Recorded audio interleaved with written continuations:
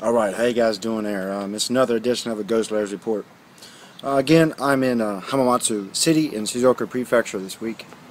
Again, kind of a semi-vacation. Alright, so what we're going to get into today is a little bit of a follow-up from the last video where we talked about Vietnam and nuclear power. It appears that the country of Jordan is also trying to acquire nuclear technology from Japan. Recently it's come out that Jordan Commission on Energy have chosen two finalists to construct the country's first nuclear power plant.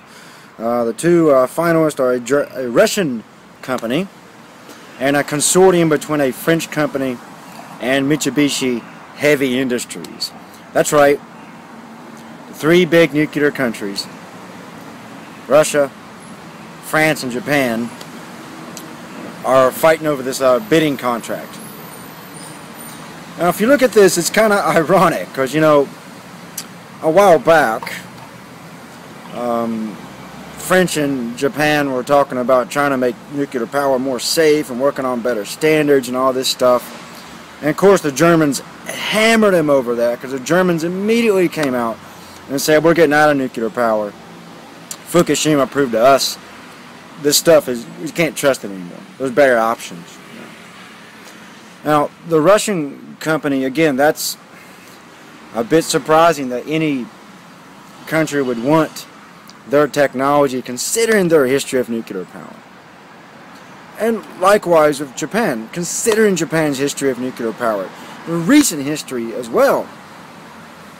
Why are these countries going ahead with trying to acquire nuclear technology from countries that clearly don't know how to safely run a plant and don't know how to safely operate these things and don't fully understand the technology they have?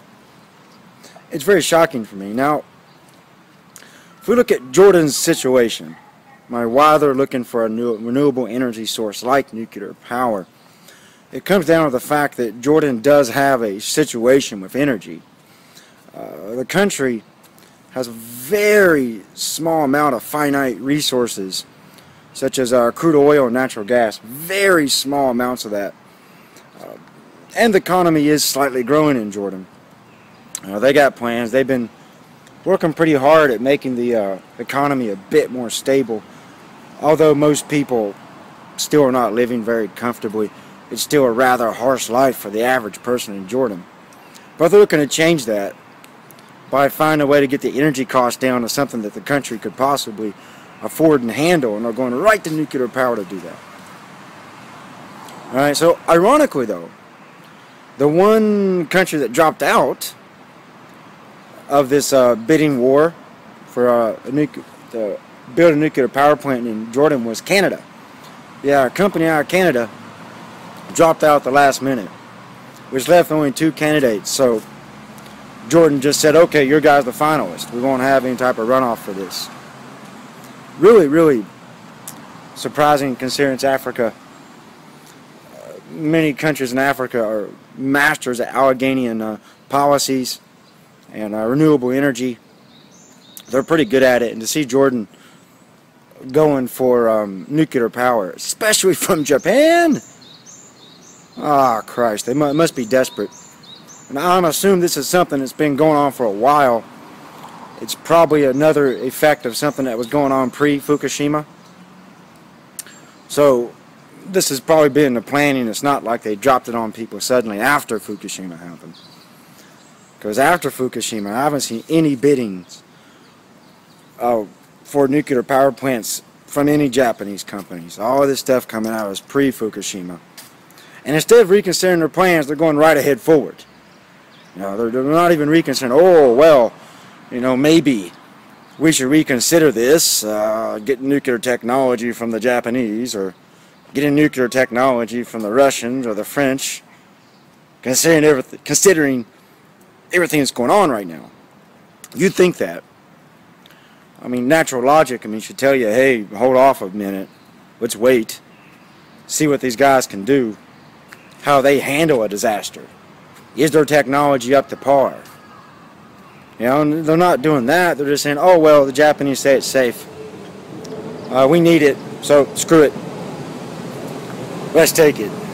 Now we look at Jordan geographically. Again, they're similar to Vietnam in the fact that they have a climate that could easily support solar power. And I think even an economy the size of Jordan's doesn't need nuclear power plants.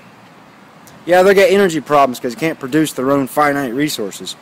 But there's other safe renewable energies they could consider first. I mean, like solar power.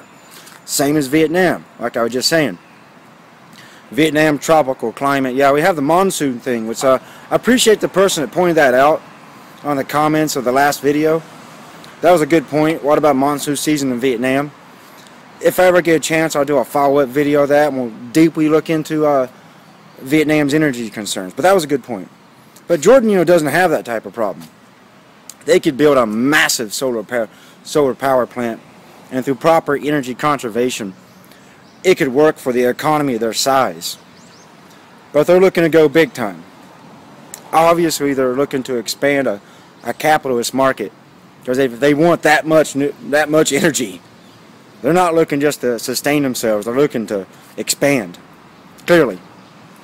So again, as always, guys, you let me know what you think about Jordan's situation, and should they be seriously considering this consortium of French and Mitsubishi Heavy Industries for a nuclear power plant, and should they even be considering Russia, and should they be considering nuclear power in general? What options you think they might have? Please leave a comment in the comment box below. Please subscribe to this channel if you haven't, and please spread the word around. Tell your friends, tell them to subscribe too, because the more people who subscribe to this little channel, the more we can get this information out, and the more we can get more discussions going. Alright, so again, the channel is Freedom WV on the Ghost Layers Report. So until next time, this is me here, Ryan, right here in Hamamatsu, Japan, Shizuoka. Bye bye.